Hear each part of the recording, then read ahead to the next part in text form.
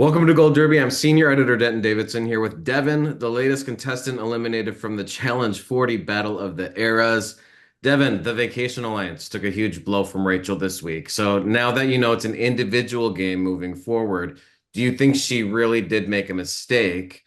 Or, was it best in her? I don't think she was ranked high in anyone's alliance from Eras 3 or 4. So how do you feel about that now?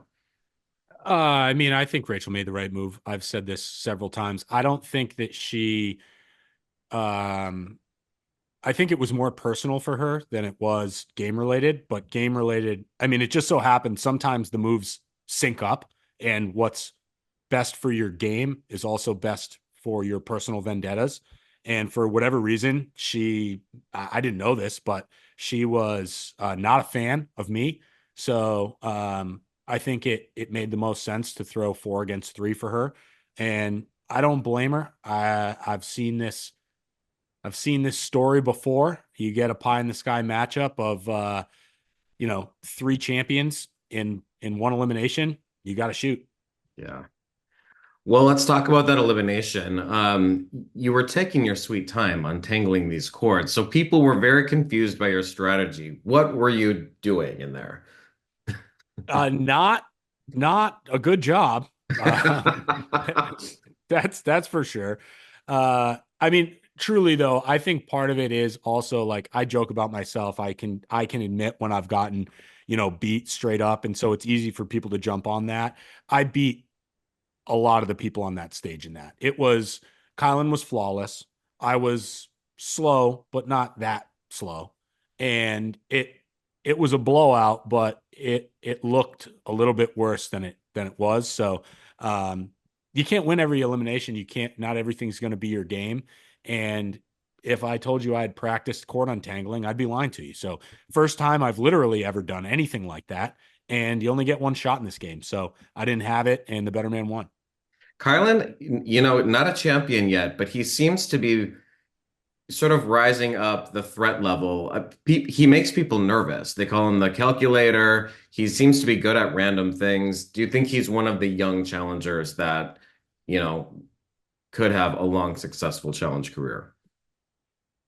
Um, no, I don't. Uh, no, truly, I don't. I think that Kyland is overrated. I felt that way from the beginning. I know that people are afraid because people are afraid of skills they don't possess.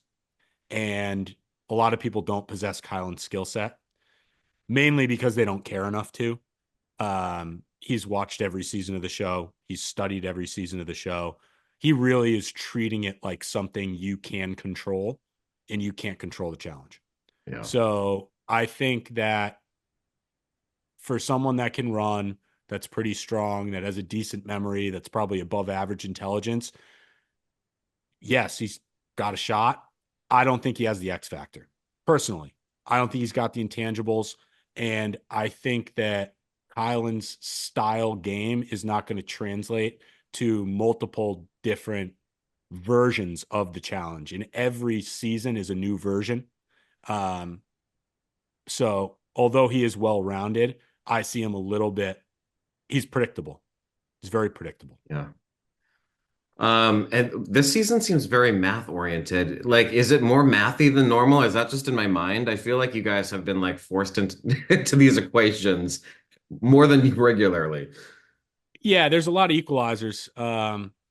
There's a lot of equalizers for sure. And typically equalizers are, something math related or puzzle related or spelling related or, something to that effect. So that's the thing about the challenge. You have to be able to do basic arithmetic, just like you have to be able to run a mile. So it always baffles me when people come in and they can't run a mile or they don't know how to divide something by two. I'm like, you had an off season. You didn't like the thing you want this game to be about is not what it's about. It's about everything. So you have to practice the things that you're bad at.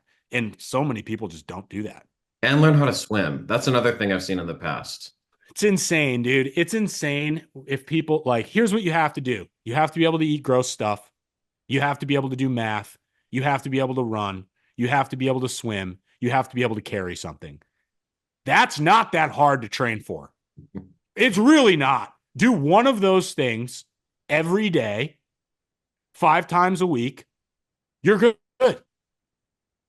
Three physical workouts. One of them's in the water. Do math for an hour at your house. Do puzzles for an hour at your house. You win. It's not that hard. Well, let's talk about a little your rivalry with Bananas a little bit. Why was he coming after you and Michele so hard? This like why was he so focused and honed in on that? Is that just his mental games he's playing? A bit of it was jealousy, and a bit of it was I didn't take the bait on a trick he tried to play.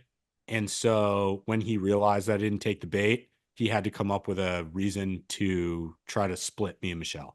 And it's hilarious to me that he's still saying, I genuinely believe Devin was using you for game, because they show in the episode that he starts this, him talking to Jenny and saying, I have to break that up. Yeah. And then he goes and attempts to break it up. He didn't try to break it up with truth. So also, if I am using her for game, it's a long game. I, I am really holding on to this one. So, How is that going? Because I think you said you were going to go to the Philippines and wait for her. Did she show up in the Philippines ever? oh well, And are you still talking? no spoilers, but yeah, she's my girlfriend. She's my official girlfriend. She's great. I'm having her family here for Thanksgiving, so that's going to be quite the experience, because the Fitzgeralds are rock stars through and through. So yeah, we're doing great, and I'm looking forward to kind of seeing how this unfolds. We like to hear that. And Tori gave you a gift at least. She did declare Bananas a target. Maybe not the best for her game at the time, but as you were leaving, she still went after Bananas, and you had to get some pleasure in that. Um, yeah, I mean, I disagree. I think it was best for her game. I think it would have been best for all of our games to do it much sooner. I've always been in the camp of, if someone comes after somebody that I'm working with, they are now my enemy as well. But because of the format of the game and guys having to pick girl targets and girls having to pick guy targets, I can understand why the girls were hesitant to, fight a battle for me. So I don't hold it against them, but as we've seen, Rachel, Aviv, Laurel, Jenny, we're at best Tori's 5. Yeah. At best, Tori's 5. So if you're fighting for someone to be their 5th, that's not a great strategy. Yeah. Well, let's talk about some other people while they're not here. Josh, very sloppy this season. His situation with Cory's messy. Every other day he wants to like be allegiant, have an allegiance with to Bananas, and then he doesn't. And all of his friends seem to be sort of annoyed that he like they can't really count on him. What is going on with his gameplay? What is he difficult for you to play with? It's just short-sighted. It's what can I do? It's short-sighted, and it's makeup for things in the past. And if you play a short-sighted game, you're always going to have to make up for things in the past. So you can never clean slate it, right? So like he can't say Johnny's name because of something that happened in USA 2. But what's that do? What that's doing to him now is pinning him against Cory. So Josh makes week to week moves that are short sighted, and he has to make up for things that already happened. So it's impossible for him to play chess, right? It's too hard to see the board moving and to predict what's going to happen, because your eyes are in the rear view trying to correct a mistake from a previous season. And unfortunately, what happens in the challenge is the closer you get to the end, and I hope this doesn't happen to Josh. I hope Josh wins. I'd love to see Josh win. It would completely justify everything that he's done. I'd love to see Josh win. I think he deserves it. It's very hard to win the way that he's playing, because when it comes down to it, the numbers dwindle. Everyone there is going to be able to say I can't trust you. And nobody, including Josh, is going to be able to refute that. So it's a good way to get towards the end. It's not a good way to win. And what's Cory's struggle? I mean, he's upset because he's been targeted more often than you and Jordan. Is he just not in like a friendship circle? Does he just not have the connections? Like, what is his issue? Cory didn't get targeted more than me and Jordan. That's just it's just not accurate. He just feels that way. He went in twice and well, he went into elimination more, but he wasn't targeted. Okay. And the reason that he went into elimination more was, yeah, because he didn't have the same style relationships, but also because what Cory does is he expects people to approach him and he doesn't approach people. Cory has a little bit of a victim mentality. And I like Cory. He's a friend of mine, genuinely. It's really hard for him to trust people. And you can see this even in these episodes. He keeps kind of saying he doesn't trust me. We're out there in a physical challenge that I stand to benefit nothing from. And I'm laying it all on the line for him. Those type of things he doesn't recognize. So it's going to be also difficult for Cory to win because in order to win, you have to approach people, you have to talk to them, and there has to be some level of trust. And I feel like Cory doesn't trust a lot of people, and he's not willing to approach people to build those relationships.